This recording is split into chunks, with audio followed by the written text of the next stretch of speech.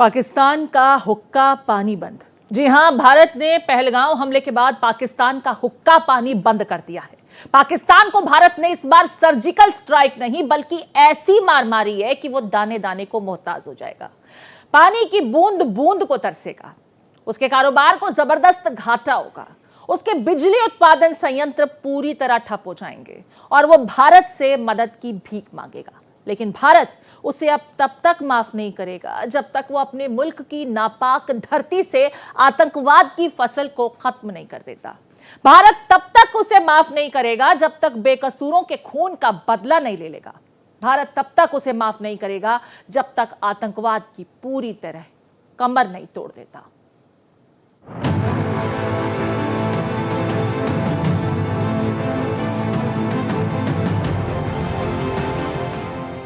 पहलगाम आतंकी हमले के बाद भारत ने पाकिस्तान का हुक्का पानी बंद कर दिया है। भारत ने सिंधु जल संधि स्थगित कर दी है। The Indus Waters Treaty of 1960 will be held in abeyance with immediate effect. और राजनयिक संबंध घटाने के साथ साथ अन्य सख्त कदम उठाए हैं। सिंधु जल संधि के स्थगित हो जाने से पाकिस्तान में जल, खाद्य और ऊर्जा संकट बढ़ सकता है। पूर्व में भी उन्होंने जिस तरह से कड़ी कार्रवाई की है, इस बार भी उनको बख्शा नहीं जाएगा। हमारे माननीय प्रधानमंत्री श्री नरेंद्र मोदी साहब ने और श्री अमित भाई शाह साहब ने, दोनों ने इसके ऊपर पूरा अल्टीमेटम दिया है और वो काम हो भी रहा है। अभी उनके साथ कोई भी संधि आज तक हुई होगी, वो सभी संधि को रद्द कर देना चाहिए। ऐसा मुझे लगता है सरकार ने जो अभी जल संधि को रद्द कर दी है, एक अच्छा डिसीजन लिया है। आपको बता दें कि भारत और पाकिस्तान के बीच सिंधु नदी बहती है।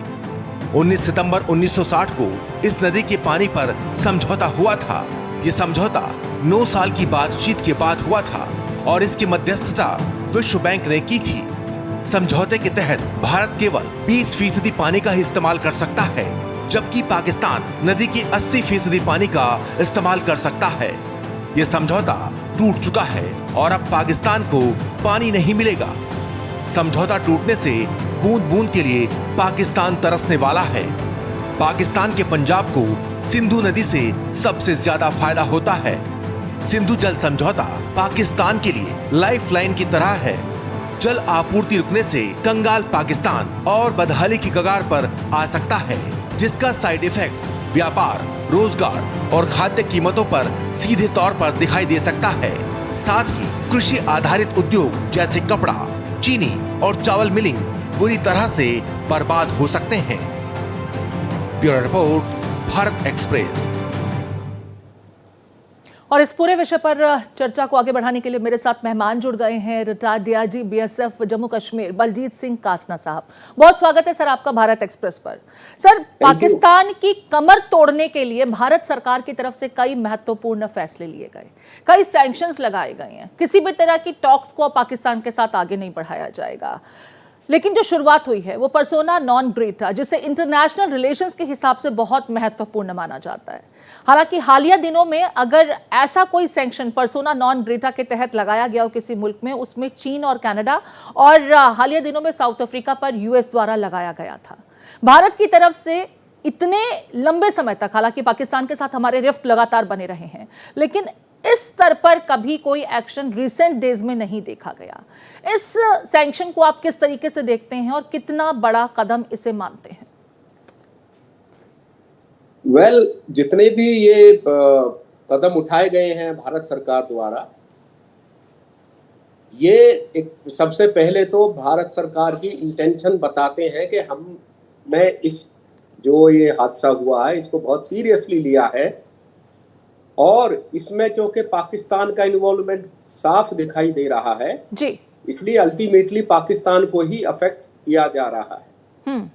अब जहां तक बात, सबसे पहले अगर आप सबसे जो बड़ा पॉइंट है वो है सिंधु जल एग्रीमेंट वाला जो है जी, उसमें देखिए अभी ये एक इंटेंशन बता दी गई है पाकिस्तान को कि ये निरस्त नहीं हुआ है बल्कि सस्पेंड किया गया है।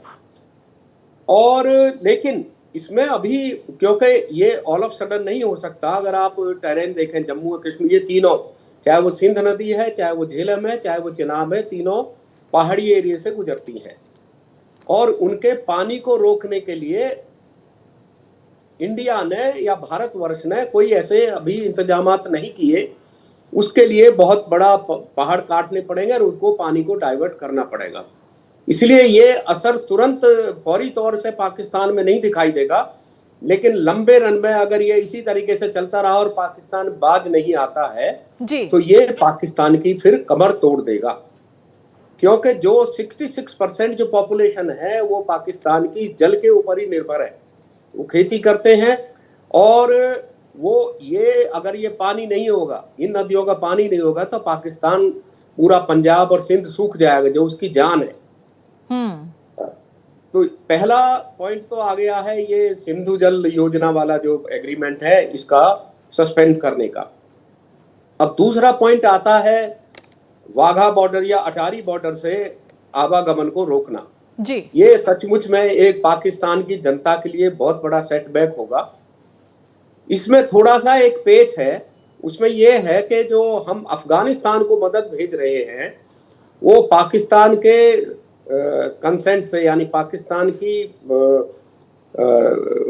सलाह लेकर, और वो भी अटारी से ही अफगानिस्तान को ट्रकों से जाता है जी। अब उसके लिए भारत सरकार ने क्या सोचा, वो किधर से जाएगा, क्या वो चाबहार से जाएगा, ईरान होकर फिर अफगानिस्तान जाएगा, या उसके लिए क्या रास्ता निकालना है, वो सरकार अभी उस पर इंतजामात कर लेगी। जहां तक आप डिफेंस अटैची वाला बात है, ये सचमुच में एक बड़ा सेटबैक है और ये पिछले कुछ समय में ऐसा कभी नहीं हुआ था जब उनकी इतनी कम स्ट्रेंथ की जाए। अभी बता रहे हैं कि 55 से 30 तक स्ट्रेंथ घटा दी जाएगी जी। और उनको बहुत कम टाइम दिया गया है। और सबसे बड़ी बात ये जो अगला पॉइंट है वो ये है कि जो भी वीजा पे पहले आ रहे हैं वीजा बंद कर दिया गया है, साउथ एशियन वीजा बंद कर दिया गया है। और जो वीजा पे पहले आए हुए हैं उनको आदेश दिया गया है कि वो वापस पाकिस्तान चले जाएं, और उसका टाइम भी बड़ा 48 आवर्स दिया गया है। अब उसमें बड़ी धरपकड़ होगी और पाकिस्तान से जो इंडिया में काफ़ी हजारों लोग आए हुए हैं उनको इन अगले 48 आवर्स में, तो ये जो एक मैसेज जाएगा पाकिस्तान की जनता के द्वारा पाकिस्तान की सरकार को, हालांकि वहाँ की सरकार ज़्यादा गौर करती नहीं है अपने नागरिकों के लिए, क्योंकि ISI का वहाँ प्रभुत्व है, सेना का प्रभुत्व है और वहाँ की सरकार का कोई ज़्यादा वो नहीं है। इसलिए ना तो सेना अपने नागरिकों की परवाह करती है और ना ISI परवाह करती है। तो उसके लिए जो आम पाकिस्तानी नागरिक है उसको परेशानी भुगतनी पड़ेगी। लेकिन ये एक जो कूटनीतिक जो कदम उठाए गए हैं बिल्कुल बड़े कड़े और सख्त संदेश देने की कोशिश भारत की तरफ से की गई है इन सैक्शंस के साथ। पहलगाम में हुए आतंकी हमले के बाद एक्शन में है भारत सरकार। भारत सरकार ने पाकिस्तान के खिलाफ कड़ा एक्शन लेते हुए कई फैसले लिए हैं। ये फैसले क्या हैं आपको बताते हैं। In the briefing to the CCS, the cross-border linkages of the terrorist attack were brought out. It was noted that this attack came in the wake of the successful holding of the elections in the Union Territory and its steady progress towards economic growth and development. Recognizing the seriousness of this terrorist attack, the CCS decided upon the following measures. 1. The Indus Waters Treaty of 1960 will be held in abeyance with immediate effect until Pakistan credibly and irrevocably abjures its support for cross-border terrorism. 2. The integrated checkpost Atari will be closed with immediate effect. Those who have crossed over with valid endorsements may return through that route before 1 May 2025. तो भारत की तरफ से पाकिस्तान पर क्या कुछ पाबंदियां लगाई गई हैं, क्या कुछ पाकिस्तान को लेकर फैसले लिए गए हैं, वो आप सुन रहे थे। मेरे साथ लगातार मेहमान बने हुए हैं बलजीत सिंह कसाना जी। सर, मैं आपसे अभी तक जो सैंक्शंस लगाए गए उसके बारे में हम लोगों ने काफ़ी कुछ जाना समझा। मैं सवाल आपसे ये पूछना चाहती हूँ कि लगातार देश की तरफ से एक ही सुर में बातें कही जा रही हैं कि सैन्य एक्शन कब होगा। मिलिट्री एक्शन की मांग पाकिस्तान को लेकर के लगातार उठ रही है, खास करके पीओके के उस रीजन में जहां पर आतंकवादी गतिविधियां सबसे ज्यादा देखी जाती हैं। और अभी जो जानकारी मिल रही है, 42 ऐसे टेरर लॉन्च पैड्स जो हैं उसे आइडेंटिफाई भी किया गया है। हम जल्द ही क्या किसी बड़े सैन्य एक्शन को भी यहाँ होता हुआ देख सकते हैं, और कितनी गुंजाइशें हैं कि एलओसी क्रॉस करके हम इस तरह के एक्शन को लेकर पाकिस्तान को कड़ा संदेश दें, या अब हम इतने सक्षम हो चुके हैं कि बिना सरहद पार किए भी हम पाकिस्तान को घुटनों पर ला सकते हैं? ये एक बहुत बड़ा सवाल है, और इसमें ये कहना कि भारत सरकार की मंशा क्या है और क्या वो एलओसी को क्रॉस करेंगे या वो लिमिटेड फ्रंट को खोलेंगे या पूरा, क्योंकि एक लिमिटेड फ्रंट को अगर आप 1965 की बात करें तो पाकिस्तान ने सिर्फ लिमिटेड फ्रंट खोला था अखनूर के पास में जी, और उनका एम था कि अखनूर की जो नेक बनती है उसको नेक को काट के और पूरे पोर्शन को सेपरेट कर देंगे जिसमें पुंछ रजौरी वगैरह आते हैं जी। लेकिन उनका पासा उल्टा पड़ गया, और जब भारतीय जो सेनाएं हैं लाहौर के बिल्कुल नजदीक पहुंच गई, अगर वहां इच्छोगिल कैनाल के ऊपर तक पहुंच गई तो उन्होंने फिर वहां से छोड़ दिया और पूरे जो उनके रिसोर्सेज वहां उन्होंने लगा रखे थे वो डाइवर्ट करके वहां किए। तो यहाँ मैं ये कहना चाह रहा हूं कि जब ये फ्रंट पे खोला जाता है तो ये एक लिमिटेड क्षेत्र में ही नहीं रहता है, फिर वो कहीं भी आगे आगे फैलता हुआ चला जाता है, और ये डिपेंड करता है कि उनकी स्ट्रेटेजी क्या है। जो हमारा काउंटर पार्ट, देखिए जब कोई इस तरह की वारदात होगी तो इसमें दो पक्ष होंगे, उन्होंने भी कोई अपनी स्ट्रेटेजी बना रखी होगी, और हमारी जो भारतीय सेना ने या भारतीय सरकार ने भी को अपनी स्ट्रेटेजी बना रखी है जी। तो उसमें उनकी स्ट्रेटेजी क्या होगी, इसलिए ये कहना कि जी हम वहां खोल दें, ये एक बहुत बड़ा कदम होगा, और इसके लिए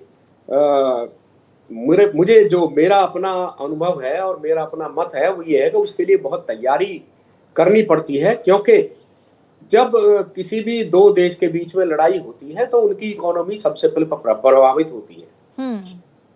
वहां टैंक्स का मूवमेंट होगा, आर्टिलरी का मूवमेंट होगा, ट्रूप्स का मूवमेंट होगा, करोड़ों बैलन जो डीजल है वो टैंक्स में खर्च होगा। टैंक्स की जो एक घंटे में आपको शायद अलग अलग टैंक की अलग कैपेसिटी है, ये आपको उस इंटरनेट पे मिल सकता है कि एक टैंक एक घंटे में कितना डीजल खाता है, और इसी तरीके से जो आर्टिलरी है, जो ट्रूप्स हैं, जो बाकी पैराफर्नेलिया है वो मूव किया जाता है।